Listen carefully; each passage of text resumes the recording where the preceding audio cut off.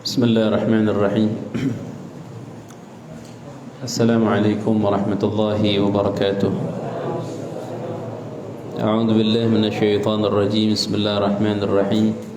Alhamdulillahi rabbil alamin wassalatu wassalamu ala asyrafil anbiya'i wal mursalin sayyidina wa maulana Muhammadin wa ala alihi wa ashabihi wat tabi'in lahum bi ihsanin ila yaumiddin, amma ba'du.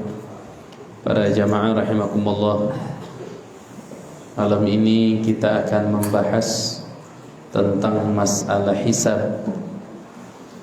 Subhanallah, dari sebelum maghrib sampai sekarang kita diberikan rahmat hujan yang begitu deras, luar biasa, alhamdulillah.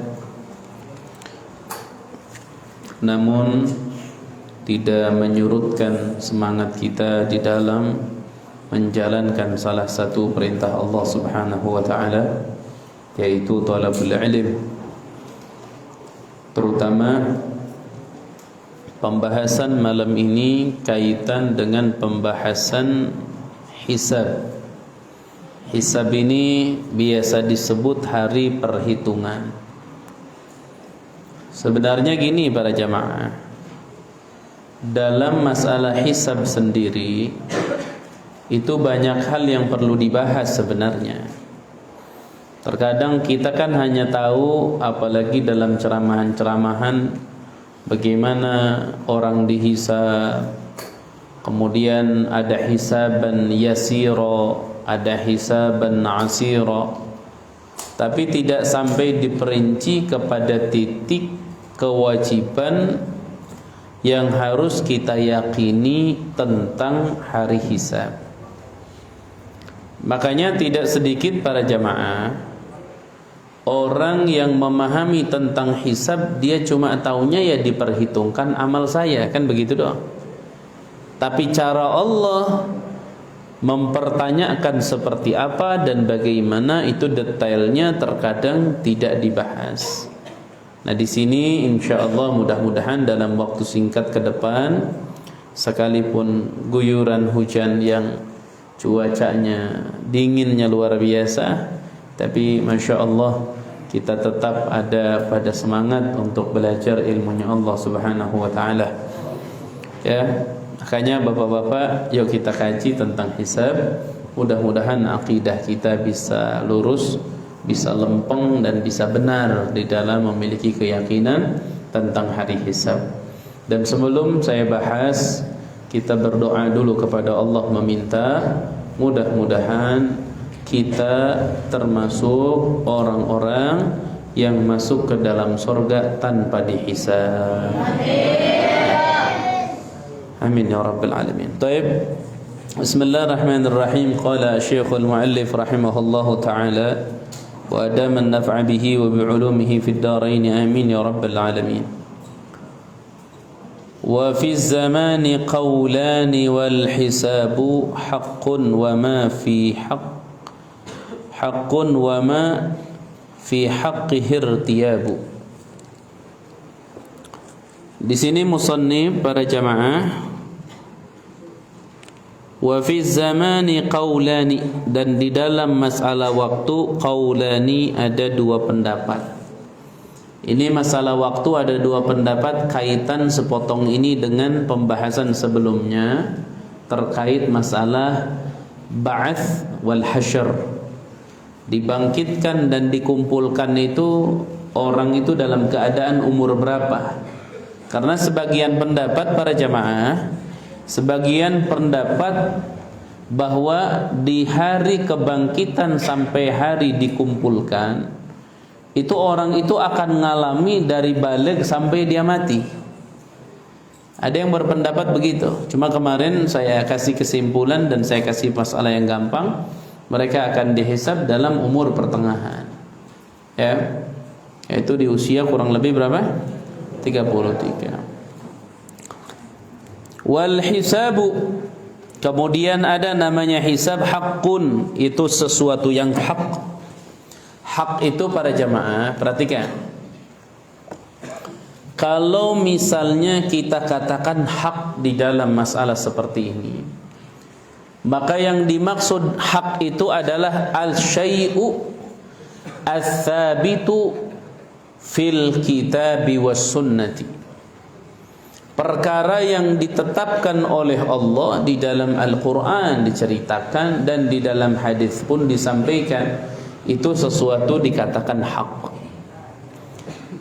Makanya kaitan dengan hisab, hisab itu perkara yang hak. Salah satu contoh dalam firman Allah, innallaha sari'ul hisab. Allah itu maha cepat di dalam menetapkan hisab. Dalam hadis Rasul sallallahu alaihi wasallam mengatakan, hasibu anfusakum qabla an tuhasabu. Hisablah diri kalian sebelum kalian itu dihisab oleh Allah Subhanahu wa taala. Kalau di dalam Maulid Deba, itu diterangkan tentang masalah apa? 3 kelompok umat Nabi itu. Thuluthu yadkhuluna al-jannata bighairi hisab. Wa thuluthun ya'tuna bidhunubihim wa khatayahum fayughfaru lahum. Wa thuluthun ya'tuna bidhunubin wa khataya idham. Jadi kalau di dalam kitab Deba itu diceritakan manusia itu kaitan di yaumil qiyamah dibagi 3. Tapi ini bicara orang yang beriman loh, hati-hati. 3 golongan ini orang yang beriman. Pertama, thuluthu yadkhuluna al-jannata bighairi hisab. Ada 3 bagian orang yang masuk surga itu, ada sekelompok lah. Orang yang masuk surga itu tidak dihisab oleh Allah.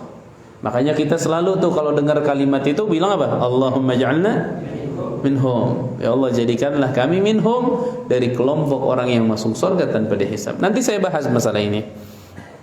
Yang kedua, wa thuluthun, dan sekelompok lagi, yatuna, mereka datang di yaumil qiyamah itu bidunubin wa khotoyahum. Dosa-dosanya mereka bawa, kesalahannya mereka bawa. Tapi apa keuntungannya? Fayughfaru lahum. Allah ngampuni dia, diampuni dia. Maka kalau sudah seperti itu, sama dia masuk surga. Yang terakhir, yatuna bidhunubin wa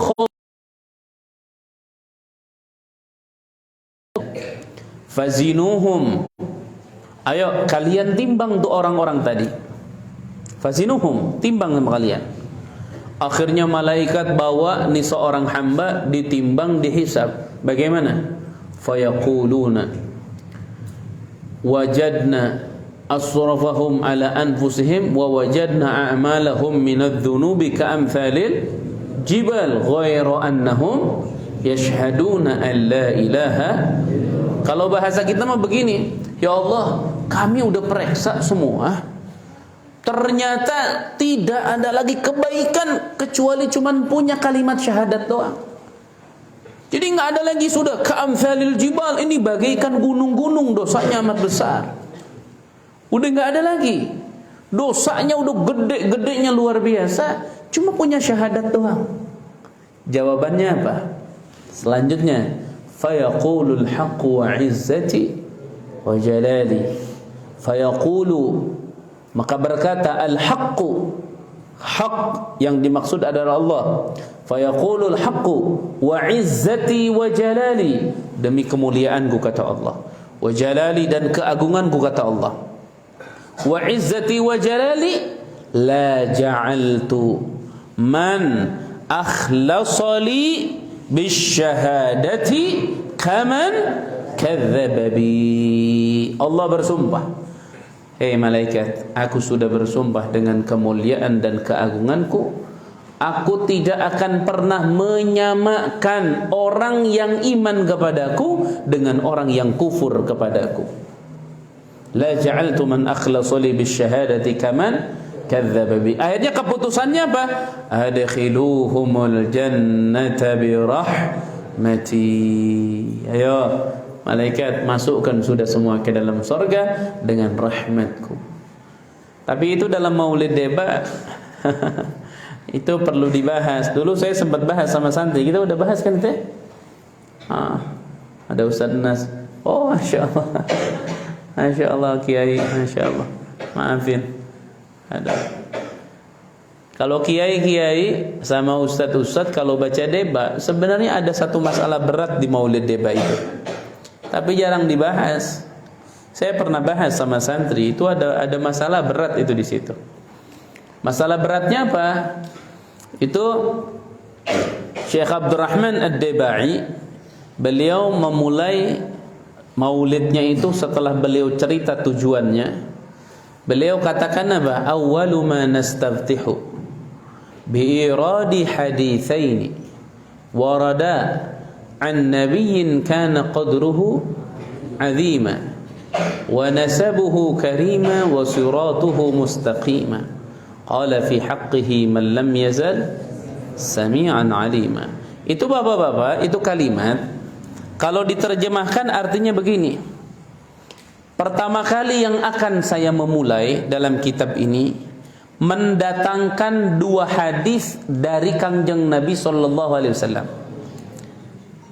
Anin Nabi sallallahu alaihi wasallam. Nabi yang martabatnya tinggi dan nabi yang agung, dan telah mengatakan martabatnya tinggi dan agung itu adalah Allah. Artinya begitu. Jadi beliau itu dalam maulid mendatangkan dua hadis. Tapi coba lihat. Emang dalam maulid ada dua hadis? Enggak, cuma ada satu hadisnya. Mana hadisnya? Al-hadithul awwal an bahril ilmi ad-dafiq wa lisanil qur'anin natiq aw hadi ulama'in nas sayyidina Abdullah bin Sayyidina Abbas radhiyallahu ta'ala. Ini yang hadis satu. Kalau yang kedua bukan hadis. Bukan yang kedua mah, Anda cek aja lihatin. Emang yang kedua bentuknya apa? Al-haditsus tsani. Beliau sampaikan al-haditsus tsani, hadis yang kedua. An Atha' ibn Yasarin an Ka'bil Ahbar. Jadi ini cerita yang kedua dari Ka'bil Ahbar. Anda lihat, emang Ka'bil Ahbar sahabat? Bukan. Ka'bil Ahbar itu tabi'in. Ka'bil Ahbar itu tabi'in sedang cerita hidupnya. Kata beliau, an Ka'bil Ahbar qala, cerita Ka'bil Ahbar. Sekarang yang berbicara dalam hadis Susani siapa? Ka'bil Ahbar, bukan Nabi. Berarti hadis apa bukan? Bukan hadis. Beliau sedang cerita, bukan hadis. Kalau yang pertama iya hadis. Sayyidina Abdullah bin Sayyidina Al-Abbas radhiyallahu anhuma anin Nabi sallallahu alaihi wasallam, hadis baru yang pertama. Yang kedua mah bukan hadis. Ka'ab bin Ahbar cerita apa? Qala, berbicara Ka'ab bin Ahbar.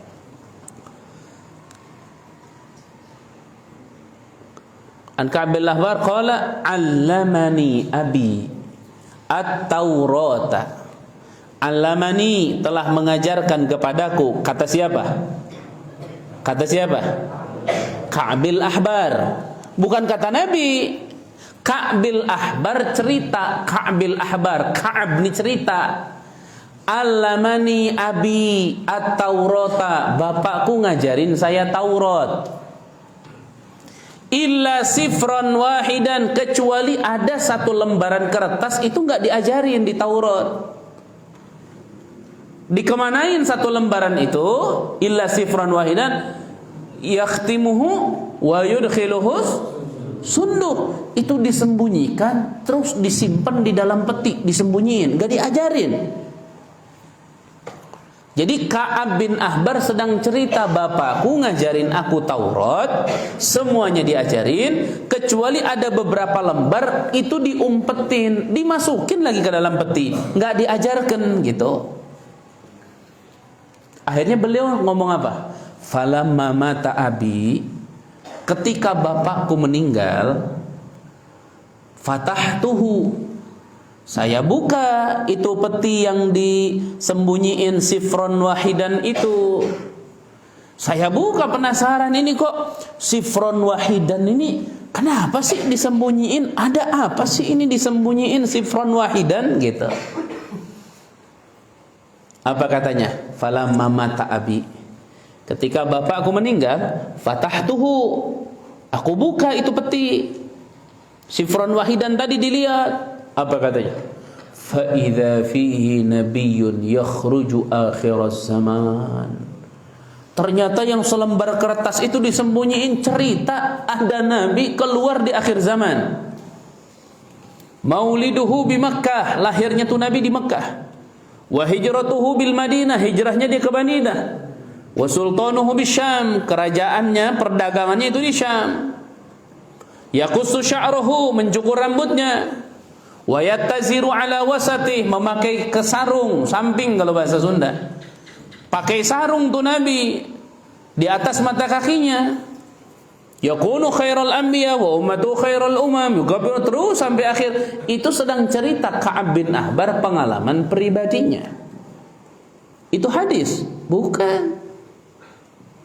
Tapi Imam Abdurrahman Ad-Daibai mengatakan apa? Awwalu ma nastaftihu bi iradi haditsaini. Itu kalau santri mah pada dibahas. Cuman di kita mah adem aja ya, dibaca aja berkah gitu ya. Kita mah dibaca aja udah berkah, iya berkah. Cuma jangan sampai kita menjalankan sesuatu tapi tidak memahami isi dan dalilnya. Bismillahirrahmanirrahim. Makanya beberapa hari ke belakang saya itu sempat memikirkan, apakah ini kan Jauharut Tauhid sebentar lagi beres nih. Apakah saya ganti Jauharut Tauhid pakai kitab Deba, saya bilang, atau kitab-kitab yang lain cerita tentang Nabi gitu. Dipikirkan, sampai sekarang masih saya pikirkan. Sampai saya beli kitab apa kemarin yang itu? Hujjatullah 'alal 'alamin fil mu'jizat sayyidil mursalin. Saya beli itu kitab. Itu kitab paling langka, paling sempurna. Itu kitab kecil tapi sempurna di dalam menceritakan tentang mukjizat Nabi Muhammad sallallahu alaihi wasallam. Ya. Tapi orang nggak ada yang bahas itu. Cuman saya ngajarin santri gini, saya bilang paling gampangnya memahami itu bukan hadis yang dimaksud adalah hadis tentang apa yang dikatakan Nabi dan dilakukan Nabi, tapi hadis di situ maksudnya cerita. Makanya yang terbaik di situ jangan an nabiyyin, tapi fi nabiyyin. Kalaupun ada cetakan aslinya an, berarti haraf jar'an di situ bimakna fi. Jadi jangan dirubah. Makanya banyak orang Sunda kadang-kadang faham ilmu nahwu tapi kebelinger. Dari sisi mana? Merubah ciptaan para ulama gitu. Jangan dirubah, jangan. Jangan dirubah seperti dalam ratib tuh. Bismillahi amanna billah wa may yu'min billah. Tawakkalna billah. Bismillah apa itu? Hah? Amanna billah. Bukanlah hubungan yang tawakkalna billah apa? Mana dia lah hubungan alih? Ya? Bismillah tahassanna billah, bismillah tawakkalna billah. Itu suka ada yang ganti. Bismillah tahassanna billah, bismillah tawakkalna 'ala Allah, bismillah tahassanna. Diganti sama dia. Kenapa? Karena enggak ada tawakal billah, enggak ada. Ada juga tawakal 'ala Allah. Itu suka dibahas. Saya sampaikan kepada salah seorang waktu itu, haraf jar itu maknanya banyak. Nih bapak-bapak, perhatikan. Ba harfu jarrin asliyin yahtaju ilal muta'allaqi yata'allaqu bihi wa yufidu ma'nan. Anda kalimatnya wa yufidu ma'nan. Itu ba haraf jar itu memiliki makna. Anda tahu Imam Suyuti mengumpulkan makna ba haraf jar itu mencapai 21. Nah, sekarang yang dipahami oleh orang yang berani ganti gimana itu? 21 maknanya, di antara 21 ada ba bimakna ala. Makanya ada ba bimakna ba'id, jauh, ada. Makanya Anda kalau nemuin tulisan begini, man tawaddo'a bi bauli kalbin sahha wudu'uhu. Kalau santri yang ngajinya masih ecek-ecek bilang man tawaddo'a, barang siapa yang berwudu bi bauli kalbin, dengan kencingnya, dengan air kencing anjing, sahha wudu'uhu, maka sah wudunya itu orang. Bingung, hah? Masa wudu pakai air kencing sah? Ini gimana ini? Ada kalimatnya lagi nih, man tawaddo'a bi bauli kalbin, padahal ba'an bi makna li tab'id, jauh. Jadi kalau diterjemahkan barang siapa yang wudu jauh dari air kencing anjing, maka sah wudunya. Lah iya, kalau wudu jauh dari air kencing sah apa enggak wudunya? Sah. Jadi orang itu jadi pada berani ganti gitu. Kalau menurut saya gini, kalau Anda memang merasa nggak cocok dengan kalimat yang ulama sudah mencatatnya, lebih baik Anda bikin sendiri gitu. Jangan punya ulama dirobah-robah, jangan. Itu galil adab namanya. Gak punya adab itu. Orang udah buat, kita nggak bisa buat, malah bisanya ngerobah punya orang. Jangan. Walaupun berdalil, silahkan, jangan dirubah punya orang. Kalau memang ulama itu membuatnya seperti itu kalimatnya, jangan dirubah. Ini zaman udah repot, hati-hati loh bapak-bapak. Sampai tadi saya bilang ke santri, sebelum Isya saya sampaikan, ini zaman mulai penilaian orang ini berbahaya. Orang sekarang berusaha ingin dinilai oleh orang, lupa dia dengan Allah. Sementara dia tidak sadar bahwa penilaian orang itu selalu salah, kecuali mereka nilai menggunakan penilaian Allah baru. Makanya kan ada istilah begini dalam dunia bekerja, 10 orang yang jujur dan semangat dalam bekerja itu bisa kalah sama 1 orang yang cari muka dalam bekerja. Ayo, yang cari muka naik jabatan, jilat sana, jilat sini, naik jabatan. Tapi yang jujur, yang benar-benar kerja, di bawah yang nggak naik-naik. Akhirnya di situ ujian buat yang nggak naik-naik. Akhirnya apa? Pengen naik, nyari cara deh dia, jilat sana, jilat sini. Akhirnya nggak bisa. Berarti itu orang melakukan sesuatu karena penilaian manusia. Makanya selalu saya bicara, kalau seandainya ada orang yang tidak naik jabatan karena kejujuran dan kerja kerasnya, maka bersabarlah, sungguh itu yang membahagiakan ketimbang naik jabatan tapi jilat sana jilat sini, dalam bahasa gampangnya cari muka di depan atasan. Itu hati-hati. Makanya ini ngepas nih kehidupan kita dengan hisab. Jadi hisab itu seperti apa? Agar kita lebih sadar bahwa keimanan kita ini meyakini sebuah kejadian yang sangat besar yang disebut namanya hisab. Ya. Makanya apa itu hisab? Perhatikan. Kalau masalah tadi maulid deba itu mah masalah kecil ya. Nanti aja gampang. Itu masalah sederhana ya. Kita bahas masalah ini dulu yang agak berat ya. Ya, cuma tadi santri khususnya tadi Ustaz sampaikan demikian itu agar kalian dalam melangkah dan membaca apapun harus belajar menghayati dan memahami. Jangan hanya sebatas baca namun enggak mengerti, jangan. Walaupun manfaat tetap manfaat, tapi tidak seperti orang yang baca dan dia memahami. Beda. Ada orang ngomong begini,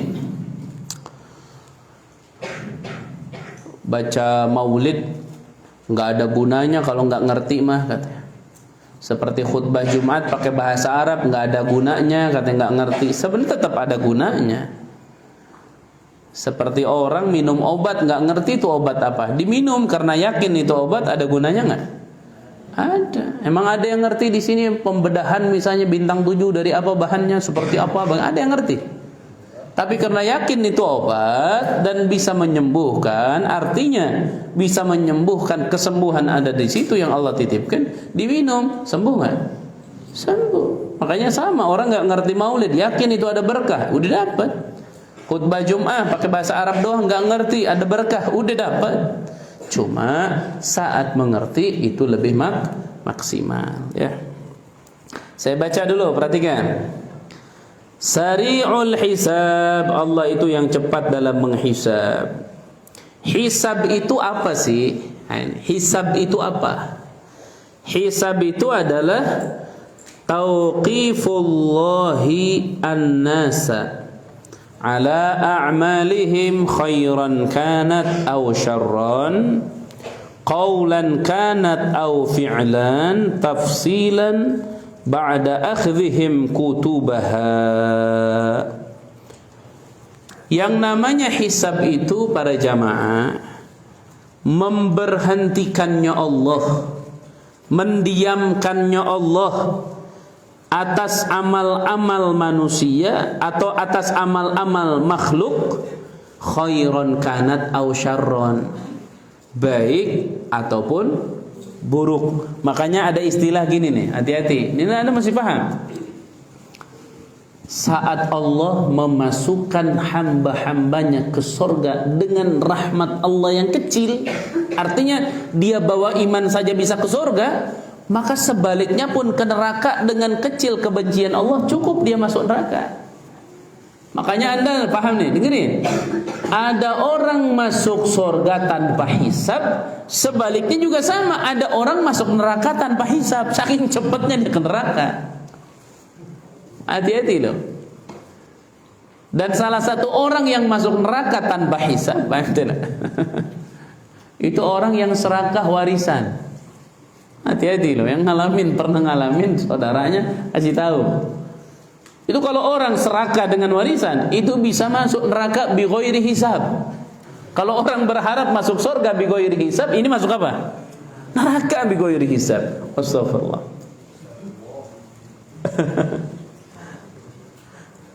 Ada orang ngomong, Ustaz, saya sih alhamdulillah Ustaz dengan warisan, udah saya kasih aja saudara-saudara saya semua, saya mah nggak usah lah warisan saya mah nggak perlu. Iya, warisannya kecil. Adalah 12 juta, 10 juta, ya nggak mau juga wajar. Nah ini kalau 12 miliar gimana? Masih mau ngomong nggak mau? Ya, orang sekarang apalagi 3 juta aja siap ngorbanin sholat, lah. Kerja sampai nggak sholat, nggak ini, nggak itu, apalagi ratusan juta. Artinya hati-hati.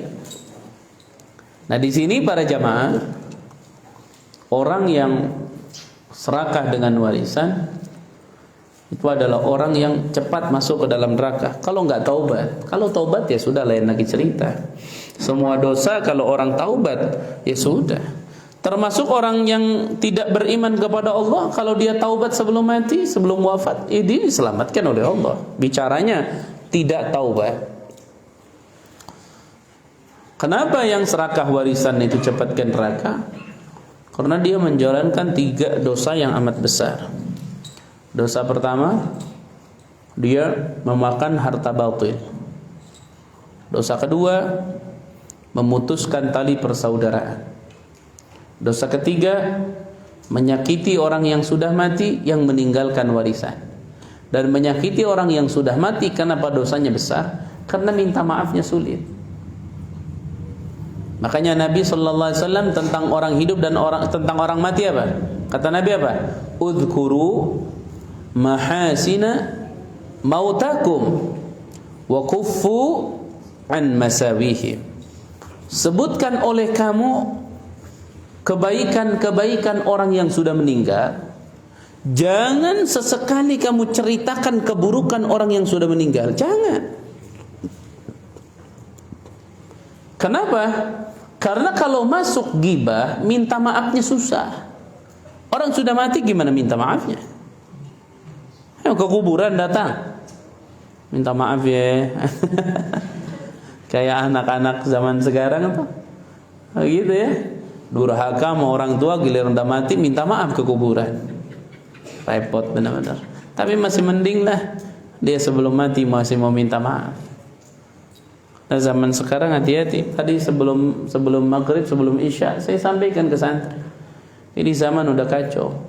Orang ahli fasik dibikin terkenal agar kefasikannya menular kepada putra-putri kita. Orang soleh dibikin tertutup agar apa? Agar kesolehannya tidak menular kepada putra-putri kita. Ini ada agenda besar. Bagaimana menciptakan anak-anak kita senang dengan maksiat, senang dengan buka aurat. Orang berbuat perkara keji dikasih duit.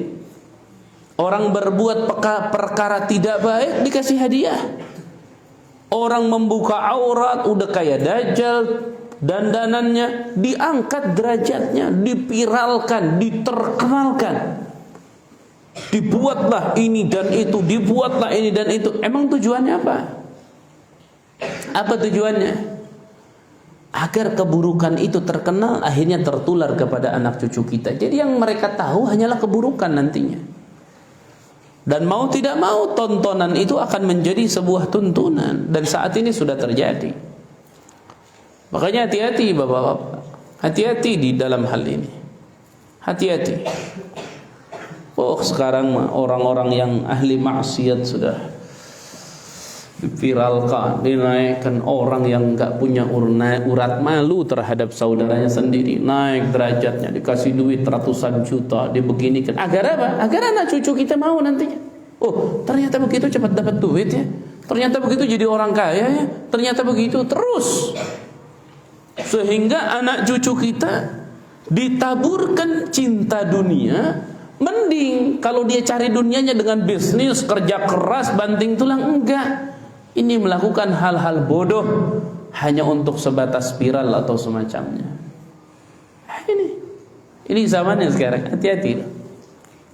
Hati-hati Anda. Anak cucu kita bisa jadi salah satu korban dalam keadaan zaman saat ini.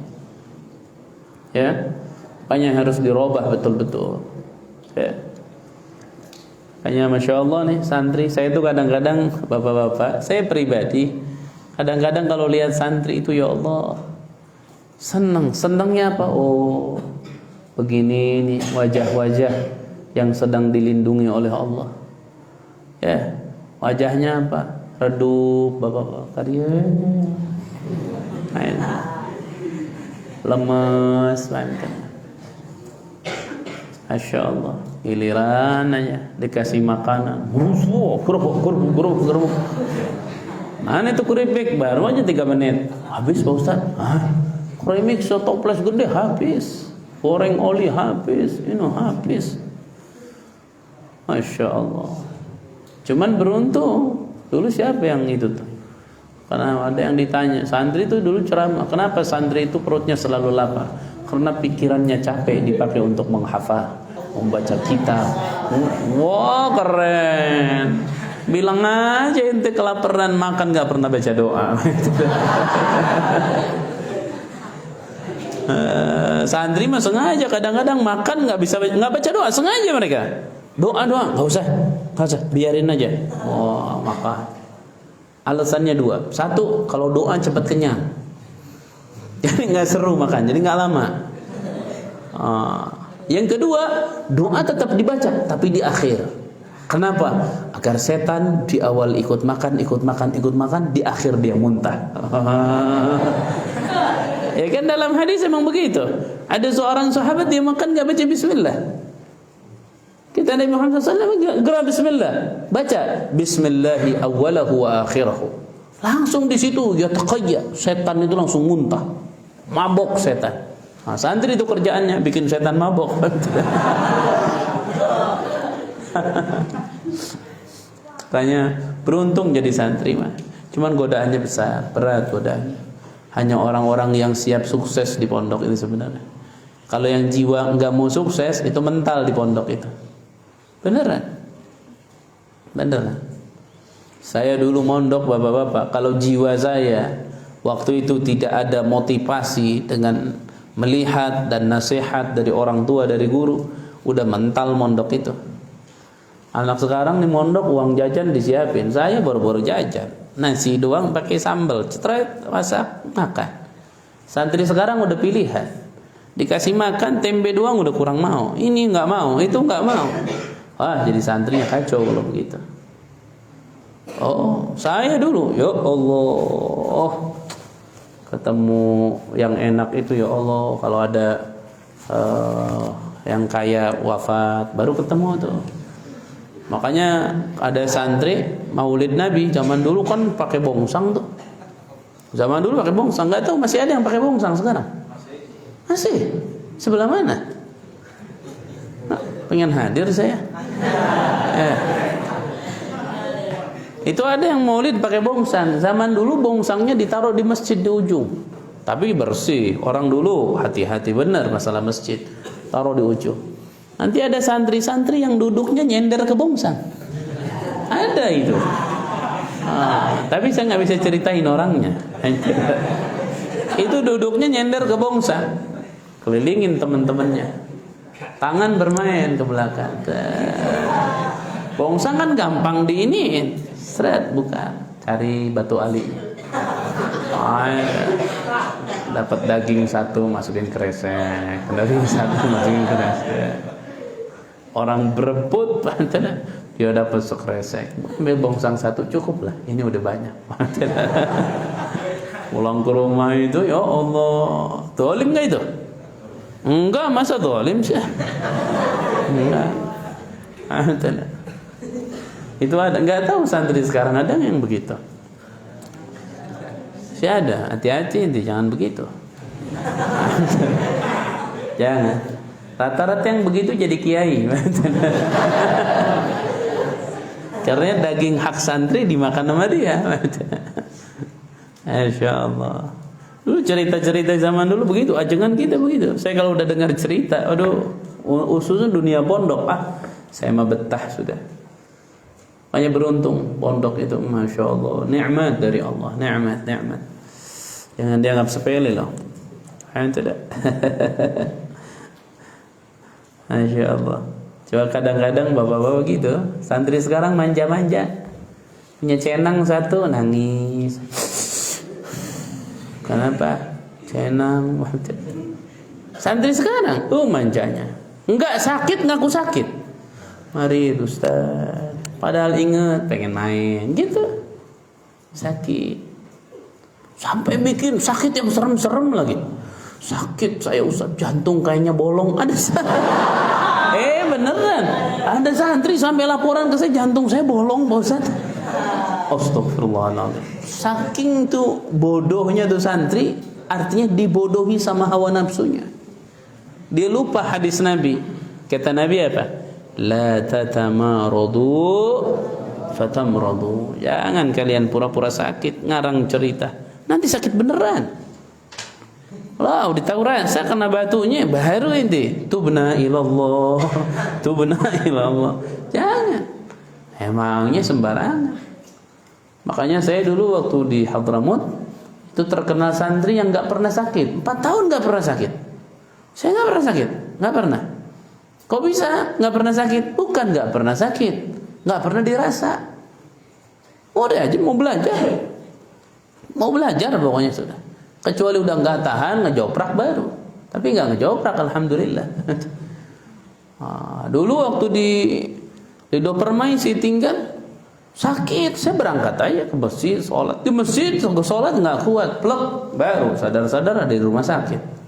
Rumah sakit ya. Tapi mending, kalau sadar ada di makbarah gimana?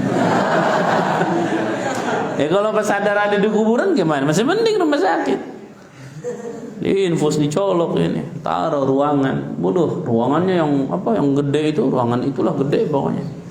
Buat kontrakan cukup tuh 2 keluarga. Tidur enak, sudah istirahat aja. Macam-macam lah. Cuman santri hati-hati. Makanya kalau guru saya dulu selalu ngomong dia, santri nu kuat di pondok eta nu siap sukses hirupna. Artinya orang yang bisa menahan sabar dan melawan keadaan di pesantren, itulah hakikat orang-orang yang akan sukses dunianya dan akhiratnya. Makanya jarang yang kuat itu, jarang. Apalagi santri sekarang nggak ada jajan aja. Linda, nah mesti ngaji lemes. Kayaknya ibu udah nggak sayang lagi sama aneh. Nggak ada uang jajan masuk, ya Allah. Hati-hati ya udah. Nah, hisab itu seperti itu. Khairan kanat aw syarran, kebaikan atau keburukan, qaulan aw fi'lan, ucapan atau pekerjaan, tafsilan secara dirinci. Kapan itu terjadi? Ba'da akhdhihim kutubahum, setelah makhluk Allah itu mengambil kitab-kitab mereka. Kitaban yalqahu mansyura, itu kitab nanti, buku amal manusia nanti terbang sendiri dan itu akan nyamperin kepada orang-orangnya masing-masing. Buku saya nyamperin ke saya. Nah di situ nanti barang siapa yang menerima bukunya pakai tangan kiri atau punggungnya, pertanda celaka. Tapi kalau ngambilnya pakai tangan kanan, pertanda selamat.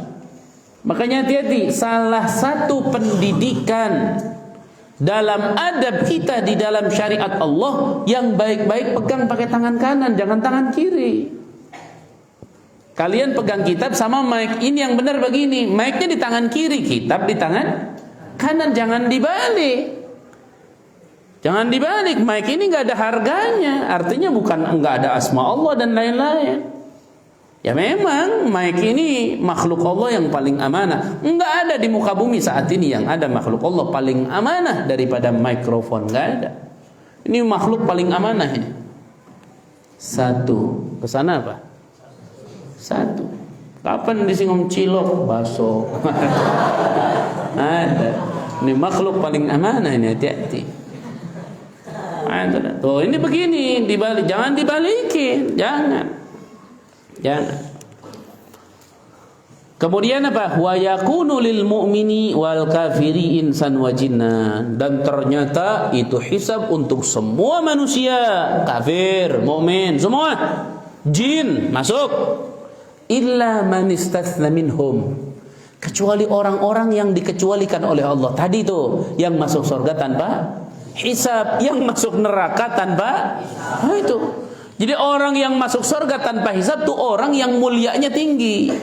Seperti orang yang masuk neraka tanpa hisab itu orang paling hina. Hati-hati. Siapa di antara orang yang akan dikecualikan oleh Allah? Tuh kata Nabi ini dalam hadis, saya sampaikan. Dalam hadis dikatakan, yadkhulul jannata min ummati sab'una alfan laisa alaihim hisab. Akan masuk ke dalam surga dari umatku 70.000, itu tidak dihisab sama sekali. 70.000 yang masuk surga enggak melewati hisab 70.000. Faqila lahu, disampaikan ke Rasulullah, halla istajadta rabbak, ayah tuh minta tambahan kepada Tuhanmu Allah. Istajadta rabbak, ayo minta tambah. Faqala istazadtuhu fazadani ma kulli wahidin min 70,000 70,000. Kata Nabi, iya, aku sudah minta kepada Allah untuk ditambah yang masuk surga tanpa hisab. Berapa? Satu orang dari 70.000 yang tadi ditambah satu orang itu membawa 70.000 lagi. Berarti 70.000 dikali 70.000 berapa? 7 kali 7 berarti 49. Berarti 4,9 miliar apa juta? Miliar. 70.000 dikali 70.000 berapa ya? Itu kalau duit udah berapa duit ya? 70.000 berarti kali 70 hektar, Masya Allah. Udah berapa duit itu? Untungnya nggak punya duitnya. Tapi kalau punya bingung ini hisabannya. Kalau punya hisabannya bingung loh. Kebanyakan. Ente santri, kalau ente masuk ke Indomaret, beli kacang doang satu, ketemu kasir, ditanya beli apa? Kacang. Sekian, bayar, beres nggak? Karena dikit yang ente ambil. Tapi kalau ente ngambilnya satu ini, kol, ambil. Keranjang ini penuh, keranjang ini penuh, keranjang ini penuh. 30 keranjang aja, jangan banyak-banyak. Full tuh, penuh. Pasta gigi, sabun, sampo, ini pokoknya semua yang ada di warung itu diambil sama ente. Di kasir lama nggak? Lama. Mohon maaf Pak, coba satu keranjang, cetut. Kita gini, beres, belum ada 30 keranjang lagi. Cetut. Lama nggak ente? Begitu, ente ngambil banyak dari dunia,